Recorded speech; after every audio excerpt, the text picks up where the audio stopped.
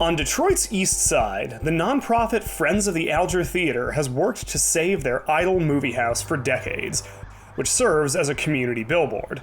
We put on our marquee messages weekly, right? And we make enough money from that to pay our water bill and our electric bill. Alger friend Jackie Grant says this movie house formally showed its last feature film nearly 40 years ago. She found proof up in the projection booth. Friday the 13th, part 5 in 1985. It's right there. They didn't come back to get the reel, huh? Apparently not. The Alger opened in 1935. In more recent years, the plan, create a community center and maybe show some movies again, but not likely with these projectors. We're in my favorite place. This is the lobby of the Alger Theater. I know you're thinking it's just a mess, but that's changing as we speak. Overhead, the lobby's getting a new roof, but there's so much more work to do. Meanwhile, on Detroit's northwest side, the Redford, one of the few independent movie theaters in southeast Michigan, is also owned by a nonprofit and has been since the late 1970s.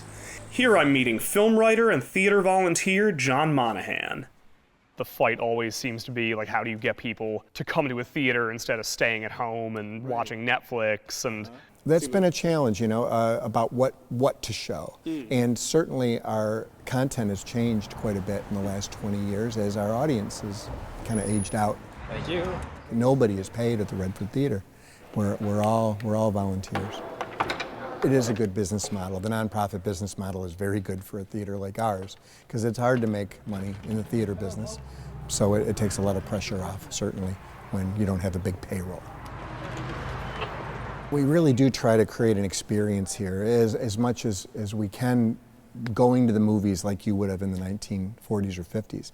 And part of that, for a lot of us, is the ability to show actual film on film, which we do quite regularly. On our old late 1950s Norelco projectors that project both 70 millimeter and 35 millimeter with carbon rods that make a spark between them like they would have used back in the day. Is finding the carbon rods and sourcing those like a problem in itself? That's a whole nother element. Yeah. There's only a finite amount of those around, and we're always trying to find somebody who's got a stash of them. And sometimes when we do find the carbon rods, they're not exactly the right size, so I've been stockpiling some of those for trades. Maybe we'll find somebody who needs those and has the ones we need. This is Radio KSIK. You've been listening to Music for Old Invalids. And we don't just show 35 millimeter. We have real state-of-the-art digital projection, which looks quite good. As much of a purist as I am on film, we have really, really nice digital projection here too. When you enter the Redford, you'll encounter some ways it raises money to keep running. Often people will come over here to the counter where Larry the t-shirt guy designs shirts for the different programs. We have a 50-50 raffle counter over here where folks walk away with maybe $100 in cash prizes. Over here is the wall where, kind of paying tribute to the famous folks that have been through the theater. Probably most famously, Bruce Campbell from The Evil Dead. He was here. And one of the reasons why this theater is iconic to a lot of horror fans is this is, of course, where The Evil Dead premiered. Yeah, we're really proud of that. Yeah, the fact that both the first two Evil Deads and the short film that, that they got seed money to make the feature with, also premiered here. Right there. And we're also really proud that the more recent horror classic, It Follows, has its opening sequence that was filmed right here in the theater too. And we're showing that this year for its 10th anniversary. What do you hear from other people who run independent theaters in the state? Do you talk much with other theater owners? That's a good question. I have great interest in the other theaters that are doing similar to what we're doing. Certainly the Detroit Film Theater, which is still just so wonderful, and the Michigan Theater in Ann Arbor, and the Penn Theater and what they're doing, which is also, on that volunteer model. That's a huge success story, the way they were able to save that neighborhood theater and keep that going. Then there's the Senate Theater operating in southwest Detroit, complete with an original organ that accompanied silent films, just like the Redford. When you're hearing those stories of other theaters and what they're doing, how many are continuing to make a go of it as a for-profit, and how many are kind of embracing the nonprofit model that you guys the are? nonprofit model seems to be pretty predominant. I mean, look at the profit model. Certainly didn't work for the Main Art Theater or the Maple Theater. You know, both of those are gone, which is really sad. So hopefully there'll be something that'll take that, something's got to take the place of those venues. The Howell Theater in Livingston County, another old movie house. A couple of decades ago, it was split into 2 screens. It became the Historic Howell Theater when Toledo native Tyler DePero bought it 10 years ago. Tell me a bit about the history of the theater. You said it's 96 years old? Yeah, we turned 96 December 11th of this year. So it was built in 1827. It opened December 11th, 1828. It was the first talkie theater in Livingston County. The first movie that played here was called Show People, directed by King Vidor. Show People, not a talkie, remains a cinema classic. Were you scared or apprehensive buying like a small town independent movie theater in 2014?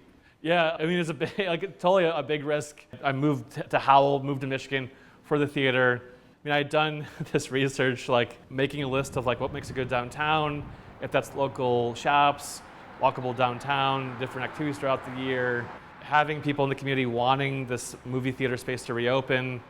There isn't a how to operate a movie theater guidebook, and there isn't a website where you can go and find that out. So this is Theater 2. DePero's finding ways to better engage the community, find revenue streams by hosting weddings, and other things. We've had concerts, improv comedy, we have church here every Sunday. Okay. This theater.